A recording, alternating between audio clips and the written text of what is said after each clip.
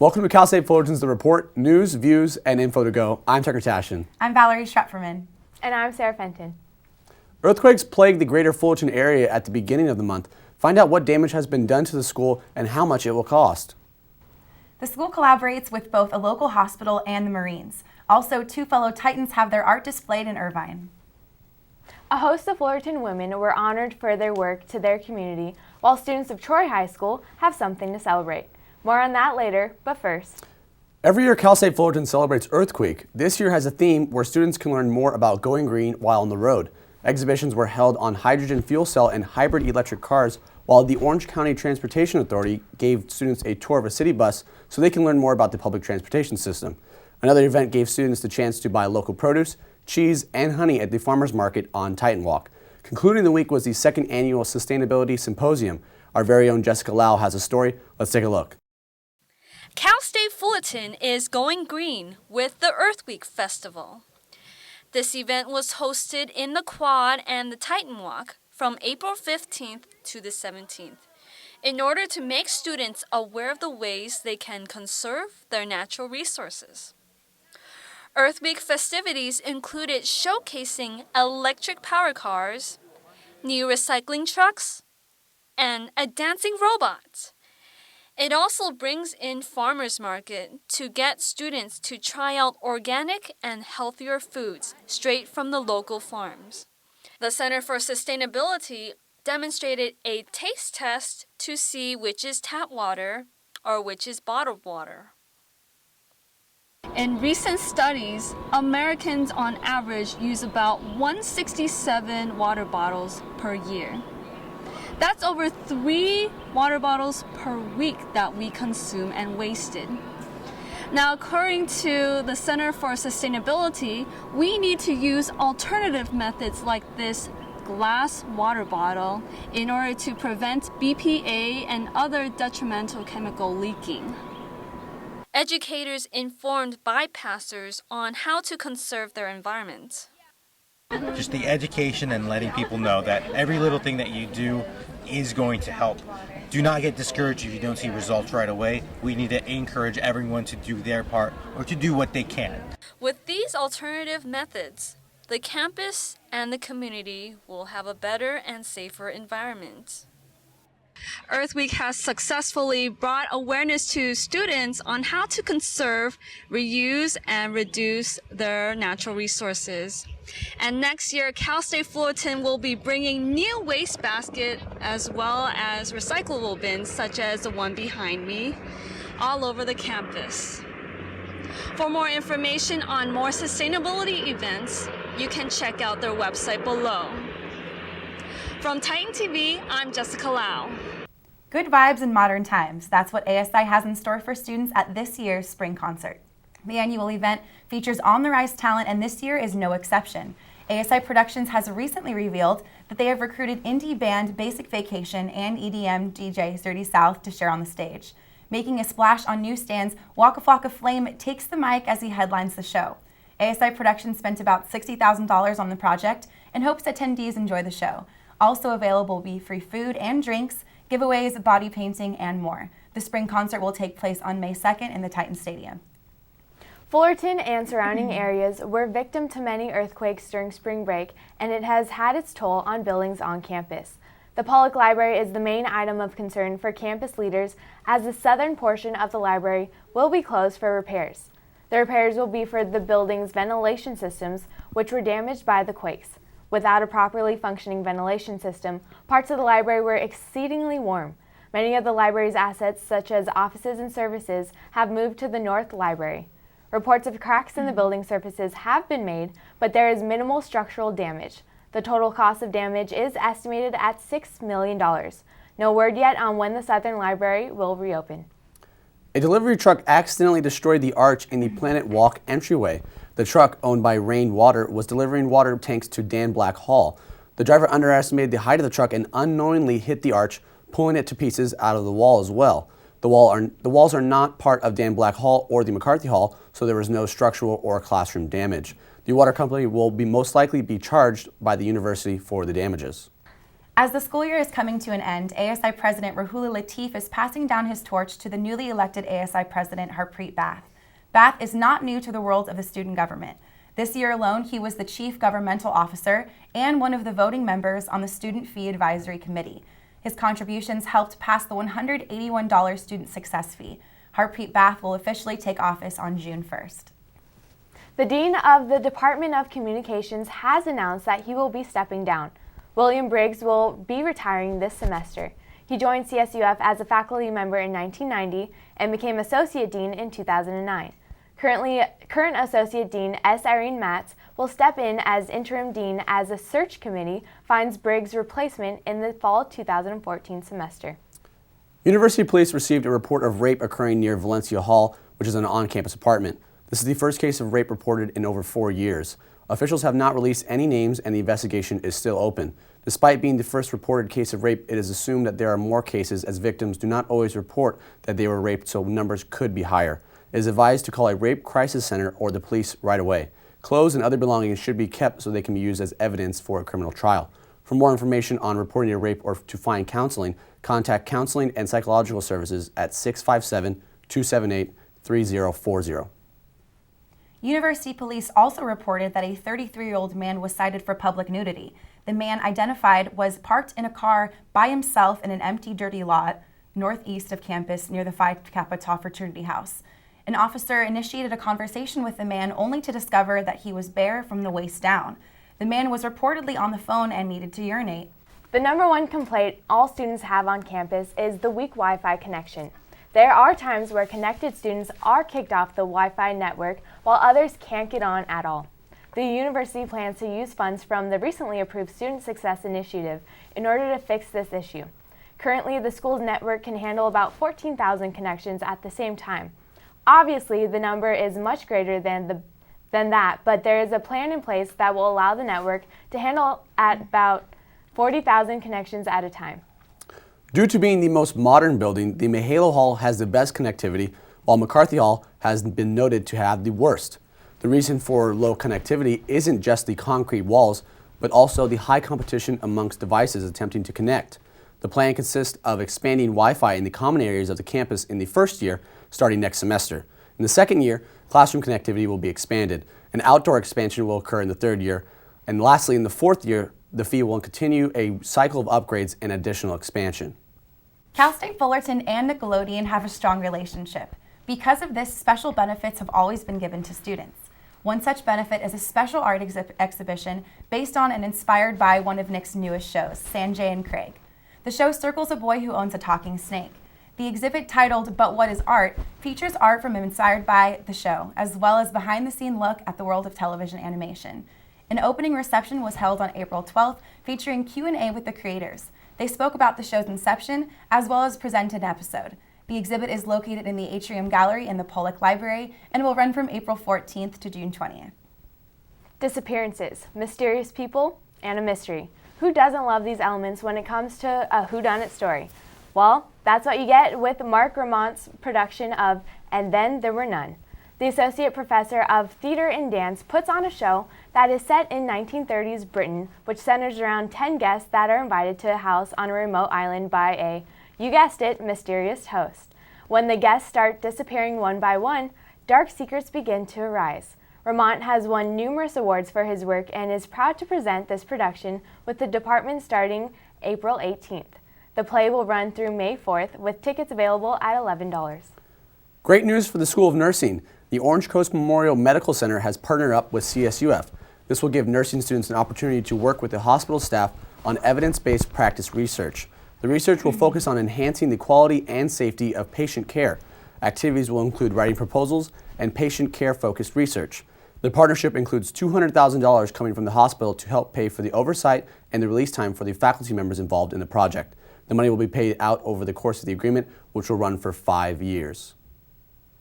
Often, the best way for students to learn is through experience. For American government students, this means participating in student-run events. The American Democracy Project Town Hall is a forum that is free and open to the public. The event will center on discussions and presentations covering issues of immigration, economic policy, and income equality. Also in attendance will be local community leaders, members of the Orange County Board of Supervisors, and local state assembly and Senate members. The town hall took place on April 25th and was held at the on-campus residence halls. Cal State Fullerton's ROTC cadets recently trained with Marine officers at Camp Pendleton in San Diego. The training exercise simulated a war zone, complete with explosives and blank rounds. The experience gave the students a chance to put their skills to the test, as the main campus does not allow for this kind of training. This isn't the only military experience the cadets were exposed to. On the 18th, 130 students participating in ground and flight training involved UH-60 Black Hawk helicopters. The helicopters landed in the Titan Stadium and headed to Huntington Beach Pier and back. The training gave the cadets an understanding of how the vehicles work, as well as gave them an opportunity to see the different branches available. When people think of a canoe, the image of a wooden boat often pops up. But what if a canoe were made of concrete? That's what universities made their canoes of for a racing competition at San Diego State University earlier this month. Cal State Fullerton's American Society of Civil Engineers chapter participated in the event along with 18 other schools. Senior civil engineer major and club president Manuel Alaniz led the team. This was their first time dealing with concrete canoes. CSUF students helped out volunteers with handing out goodie bags to homeless people this past Easter. The bags were filled with hygiene products such as toothpaste, toothbrushes, soap, deodorant, and more. There were even gift cards to fast food restaurants made available. In addition, students also handed out burritos and burgers. The event was orchestrated by CSUF Master of Public Administration student Amy Zioli, who was shocked by the increase of homeless in the area. Cal State Fullerton offers many programs to the local community. Among them are summer programs for kids. This includes the Titan Youth Sports Camp, swimming lessons, and art camp. The sports camp is offered from June 16th through August 8th and involves 8 one-week camp sessions that include basketball, flag football, soccer, and swimming. Total costs run from $189 to $209, depending if participants sign up for full-day or morning-only sessions. The price includes all of the activities and classes, as well as lunch and snacks. Other programs available are swim classes during the same time with fees from $57 for 10-day sessions. The art camp is a 2-week program running from July 7th to the 18th and July 21st through August 1st at the cost of $480 per child. The camp is led by professional artists and helps cultivate the children's skills in art, drama, design, and crafts. More than 60 students took part in Student Research Day activities, showing off their research to the local community, leaders, and family. 17 graduate and undergraduate students were recognized for their work. The winners of the Outstanding Scholarly and Creative Activities Awards were selected for their presentation, style, and content by the Student Creative Activities and Research faculty. 3 students were also honored with Outstanding Student Poster and Exhibit Awards. Lee E. Brown, professor of kinesiology, will be receiving a Lifetime Achievement Award for the National Strength and Conditioning Association for his contributions to kinesiology research. The honor is bestowed upon those that exhibit history, impact, achievements, and dedication to the NSCA over the course of their career. Brown is director of the Center for Sports Performance at CSUF, where he researched human neuromuscular adaptations to high-velocity exercise, which helped improve sports performance. He will be honored at the NSCA's National Conference taking place in Las Vegas in July. The College of Communications hosts a week-long event filled with guest speakers, networking events, and opportunities for students to get involved. Many speakers who are in the world of communications came to the campus to speak. Among them were Nickelodeon Scouts Veronica Esquivel and KTLA's Henry DiCarlo. The speakers told their stories and gave advice to students who learn more about their career paths. The week-long event is held annually and is free to students. CSUF Professor of Art Lawrence Yun takes his students to the Arboretum in order to draw inspiration from the nature found around them. Yun is so appreciative of his students' work that he puts them on display every year as part of the exhibition. Titled Inside the Arboretum, the exhibition displays beautiful watercolor paintings inspired by the imagery found in the Arboretum. The exhibit runs from April 12th to May 20th and is open from noon to 4 p.m. on Saturdays and Sundays. That's not all the Arboretum has to offer. Beginning April 16th and continuing through May 9th, the preschool students through first grade students will be able to explore the beautiful springtime gardens. The tours are meant to teach kids the cycle of plants and how to care for newly planted seeds. 1-hour tours will be held at 9, 10, and 11 a.m. on Mondays, Wednesdays, and Fridays. The artwork of 2 Cal State Fullerton professors and 7 students is now on display at the Irvine Fine Arts Center, featured at the OC Academy exhibition. The exhibition presents artwork of many professors and students at colleges in the Orange County area. The artwork will be on display until April 19th, and admission is free. 4 Fullerton College students were charged Monday with 2 felonies in the beating of freshman CSUF basketball player Joseph Boyd. The assault happened in late August when Boyd left a party in the University House Fullerton apartment complex. Police reviewed surveillance cameras and identified the suspects as Malcolm Pastel, Ahmad Muse, Terrence Lang, and Sean Duncan Wills. A pre-trial hearing for the 4 defendants has been scheduled for June 4th, while a preliminary hearing which will determine if there's enough evidence to proceed. The trial is scheduled for June 13th. The end of March brought a ceremony of recognition for exceptional women in the county. The 2014 Women of Distinction Award was given to 75 women who were recognized for their contributions in areas such as education, community service, military, and youth organizations. 30 of the women came from Fullerton, and all were honored by Assemblywoman Sharon Quicksilva, who is in charge of the 65th Assembly District. The event was held at the Ellers Community Center in Boyna Park, where 7 women from the city were also honored. The Pope John Paul II Polish Center in Yorba Linda hosted a 2-day event starting April 26 in honor of Pope John Paul II. The Catholic Church will be canonizing the former pope. Canonization is a great honor for any person, as is the recognizing the honoree as a saint. The center will host multiple events which include an exhibit, a traditional Polish dinner, as well as 2 movie screenings. The event will be held in both English and Polish. The canonization ceremony of John Paul II, as well as Pope John XXII, broadcasted in the center at 3 a.m. local time on the 27th. Pope John Paul II served as Pope from October 1978 to April 2005. He died at the age of 84. Congratulations to our neighbors across the street, Troy High School. The school has successfully defended their title against 37 schools, winning CSU Long Beach's Math Day at the Beach. The competition is math-focused with problem-solving challenges spread across group and individual divisions. The competition is an annual event that takes place the final Saturday of March. Summer is right around the corner, and people are searching for ways to get that perfect beach body. One lifestyle diet is the paleo diet. Often referred to as the caveman diet, the paleo diet helps people eat healthier and live an active lifestyle. This is promoted by eliminating caffeine, potatoes, grains, dairy, refined salts, processed sugars, and all processed foods. Organic foods that can be consumed include meats, eggs, fish, nuts, and of course fruits and veggies of varying colors. Healthy is the new skinny. As more and more juice and smoothie shops are opening up here in Orange County, people are jumping on the healthy lifestyle bandwagon. One local store, Growl Juice Pub, located in Old Town Orange, is one of many shops giving customers a jump start to living that healthy lifestyle.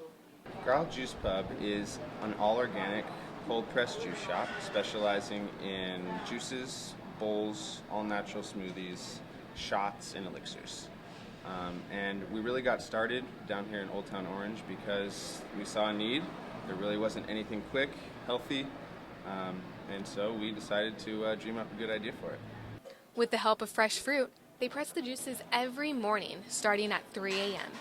Each juice is then placed in the fridge and ready for customers to enjoy.